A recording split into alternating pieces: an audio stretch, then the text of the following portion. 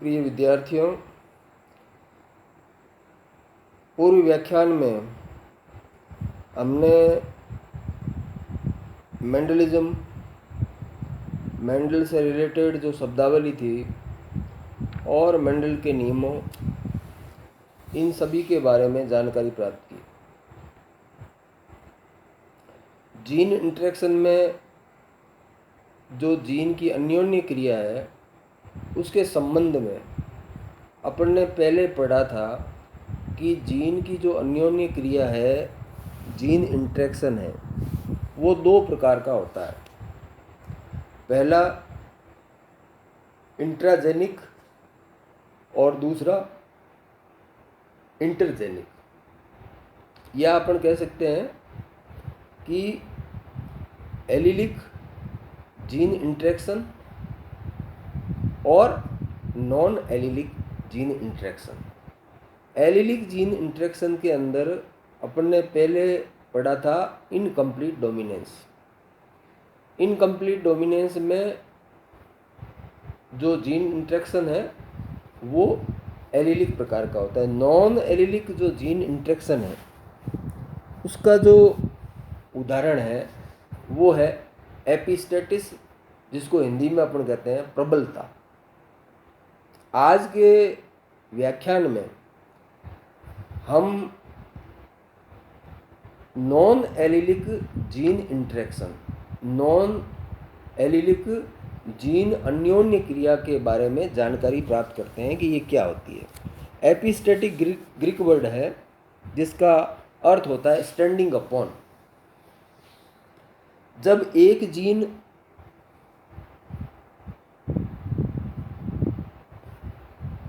दूसरे जीन के प्रभाव को,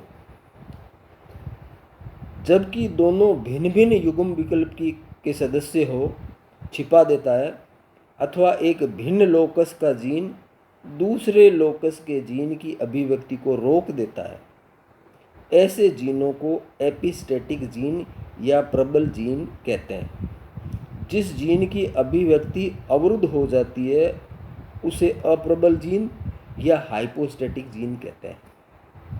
यानी साधारण भाषा में एपिस्टेटिक या प्रबलता का मतलब ये होता है कि जब एक जीन किसी दूसरे नॉन एलिलिक जीन के प्रभाव को ढक देता है या दबा देता है, उसको मास्क कर देता है, तो उस दबाने वाली जो जीन है उसको कहते हैं प्रबल जीन, एपिस्टेटिक जीन। और जिसका प्रभाव दब जाता है उसे कहते हैं hypostatic gene. Epistasis is the interaction between non-allelic genes present at separate loci in which one gene pair mask, inhibit or suppresses the expression of the other। एपिस्टेटिस में एक जीन होती है, वो अपनी नॉन एलिलिक जीन के प्रभाव को दबा देती है, इनहिबिट कर देती है, मास्क कर देती है। जो जीन दूसरी जीन के प्रभाव को दबा देती है उसे कहते हैं एपिस्टेटिक जीन या प्रबल जीन। जिसका प्रभाव दब जाता है उसे हाइपोस्टेटिक जीन कहते हैं। हाइपोस्टेटिक जीन और epistatic gene. The epistatic effect may be of one direction only or it may occur in both direction। ये एक जीन दूसरे जीन के प्रभाव को दबा देती है कंप्लीट रूप से, या दोनों के बीच में जो इंटरेक्शन होता है। The epistatic crosses produce quite a ratio number of the modification। इस एपिस्टेटिक प्रभाव के कारण से, एपिस्टेटिक जीन के कारण से जो डाईहाइब्रिड, मेंडल का जो डाईहाइब्रिड रेशो है 9:3:3:1, 9:3:3:1, वो रेशो बदल जाता है। कैसे बदलता है?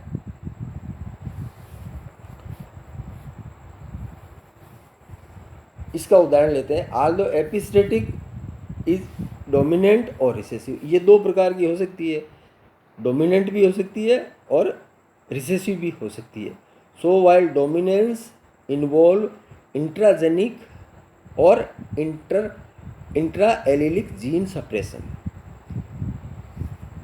The epistatic involve intergenic suppression. Epistatic can be two type, ये दो तरह की होती है। डोमिनेंट जीन के कारण से हो तो डोमिनेंट एपिस्टेटिक, और रिसेसिव जीन के कारण से हो तो रिसेसिव एपिस्टेटिक। डोमिनेंट एपिस्टेटिक यानी 12-3-3-1 का रेशो, 12-3-1 का रेशो या 13-1 का ratio. In dominant epistasis out of two pairs of gene, the single dominant allele, for example gene A of one gene mask the activity of the other allelic pair। एक gene है जो dominant epistatic gene है, gene A, वो दूसरी gene allylic non allylic pair जो capital B small b है उसके प्रभाव को मास्क कर देता है। Since the dominant epistatic gene A exerts its epistatic influence by suppressing the expression of gene B, capital B or small b, it is known as the dominant epistatis। यानी जो epistatic gene A है वो अपने प्रभाव से जो hypostatic gene capital B और उसका दूसरा रूप स्मॉल बी, उन दोनों के प्रभाव को दबा देती है। इसका एग्जाम्पल लेते हैं। इसके एग्जाम्पल में जो प्रभावी प्रबलता है जिसको प्राच्छादन अभिक्रिया, मार्किंग जीन एक्शन कहते हैं, इसमें एक एग्जाम्पल है कि डॉग का जो वाइट कलर है वो डोमिनेंट है।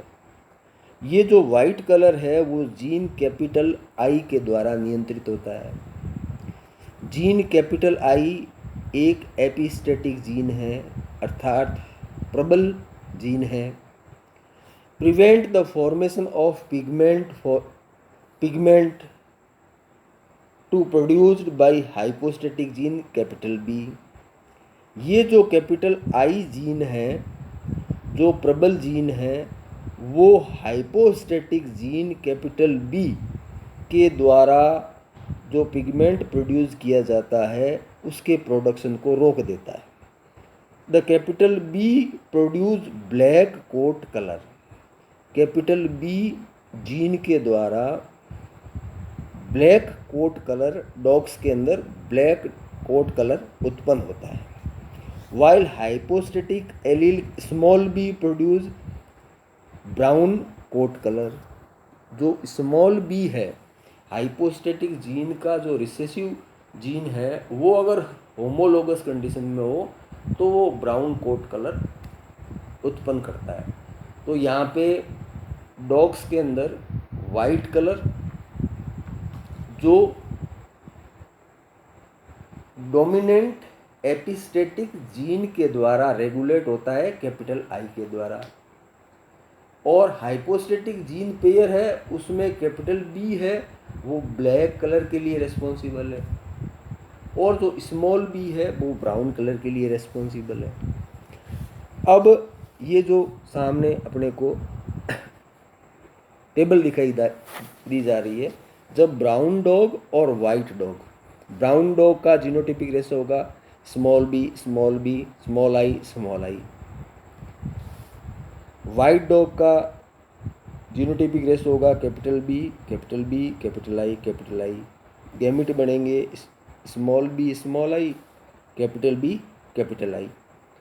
फर्स्ट जनरेशन के अंदर all white capital B capital I small I. अब जब सेल्फिंग होती है, जो वाइट डॉग्स हैं जो हेट्रोजाइगस है उनमें जब क्रॉस कराया जाता है तो जो F2PD मिलती है उस F2PD के अंदर जो फिनोटिपिक रेशो होता है वो मेंडेलियन जो रेशो है वो 9-3-3-1 का होता है, 9-3-3-1 का होता है। वो मॉडिफाई हो जाता है, वो मॉडिफाई हो जाता है और वो 12-3-1 में प्राप्त होता है। 12 तो हमें मिलते हैं वाइट कोट कलर के डॉग्स, 3 मिलते हैं ब्लैक कोट कलर के और 1 मिलता है ब्राउन कोट कलर का। इस प्रकार जो डोमिनेंट हाइपोस्टैटिक है, डोमिनेंट हाइपोस्टैटिक है, उस डोमिनेंट हाइपोस्टैटिक को अपन कहते हैं मार्किंग जीन एक्शन। ये मार्किंग जीन एक्शन है। उस मार्किंग जीन एक्शन के अंदर जो F2 जनरेशन का रेशो है वो 12-3-1 का हो जाता है। इसका जो अभी डॉग के कोट कलर के द्वारा अपन ने इसको समझा। इसका जो दूसरा होता है कि जब एपिस्टेटिक जीन रिसेसिव होती है, एपिस्टेटिक जीन रिसेसिव होती है, उस संदर्भ में हमें रेशो प्राप्त होता है 9-3-4। प्रबल जीन का अप्रभावी युग्म विकल्पी एलील दूसरे सामान्य जीन के प्रभाव को विकसित नहीं होने देता है। जब ऐसे 2 जीन अभिक्रिया करते हैं तो वे एक नया लक्षण प्रारूप फिनोटाइप उत्पन्न करते हैं। Epistasis due to the recessive gene is known as recessive epistatic. जब रिसेसिव अप्रभावी जीन के द्वारा प्रबलता नियंत्रित होती है तो उसे कहते हैं अप्रभावी प्रबलता। Out of the 2 pairs of the gene the recessive epistatic gene mask the activity of the dominant gene of the other gene locus. जो दूसरे लोकस पर मौजूद डोमिनेंट जीन है उसके प्रभाव को जब एपिस्टेटिक जीन का जो रिसेसिव जीन है वो उसको नियंत्रित करता है, मास्क करता है, हाइड करता है या उसको सप्रेस कर देता है, तो उसे कहते हैं अपन recessive epistasis. The dominant A express itself only when the epistatic locus C also has the dominant gene.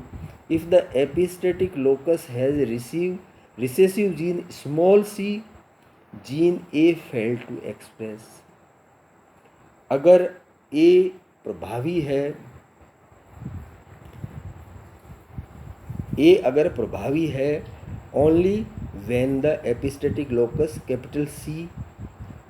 Capital C मौजूद है तो A प्रभावी है। अगर कैपिटल C की जगह स्मॉल c मौजूद है अदर लोकस पर तो कैपिटल A उस अपने प्रभाव को प्रकट करने में सफल नहीं हो पाता। कोट कलर ऑफ माइस इसका एग्जाम्पल है। कोट कलर ऑफ माइस, चूहे के अंदर जो ग्रेइश कोट कलर है वो वाइल्ड कलर है और चूहों के अंदर जो एगोटी कलर है वो due to the presence of 2 pigment in the fur, black with narrow yellow band near the tip. Agouti coat color is due to the presence of the 2 pigment in the fur. 2 pigment उसके जो बाल होते हैं उसमें मौजूद होते हैं।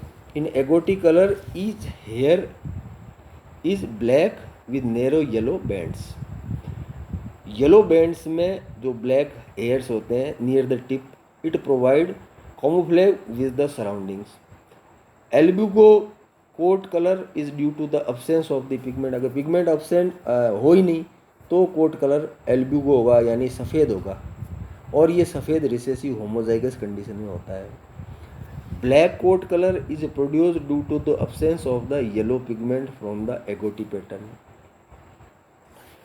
एगोटी जो पैटर्न होता है उसमें पिगमेंट जब ब्लैक पिगमेंट नहीं होता तो येलो कलर उत्पन्न होता है।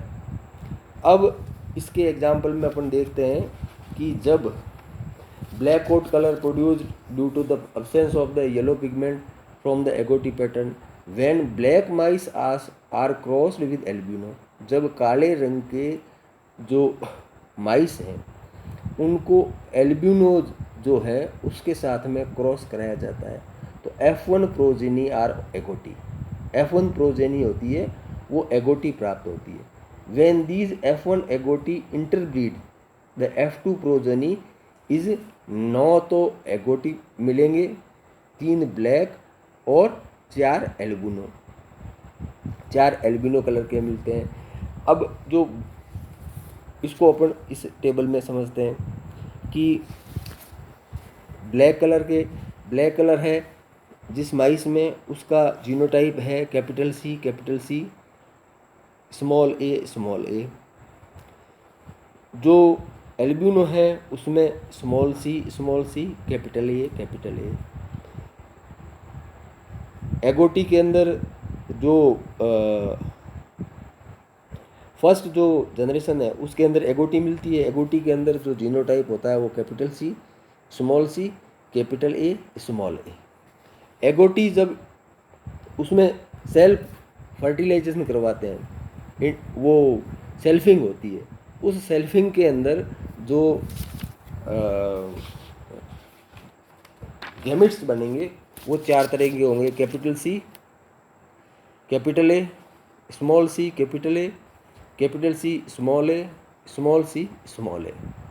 इस प्रकार से अपन चेकरबोर्ड मेथड में जब इसको प्रदर्शित करते हैं तो 6 नंबर पे, 8 नंबर पे और 14 नंबर पे और 16 नंबर पे अपने को ये जो 4 मिलते हैं वो एल्बिनो मिलते हैं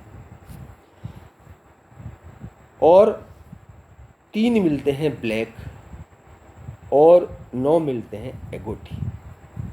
इस प्रकार से जो रिसेसिव एपिस्टेटिस है उसमें जो मेंडेलियन रेशो है डाई हाइब्रिड क्रॉस का 9:3:3:1 वो चेंज होके 9:3:4 में बदल जाता है।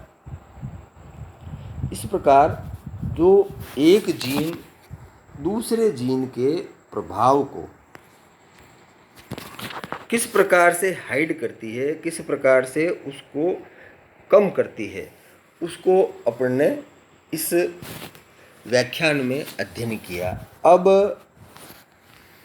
प्रबलता के बाद जो मेंडलिज्म के दूसरा जीन इंटरेक्शन का पार्ट है वो अगले व्याख्यान में करेंगे।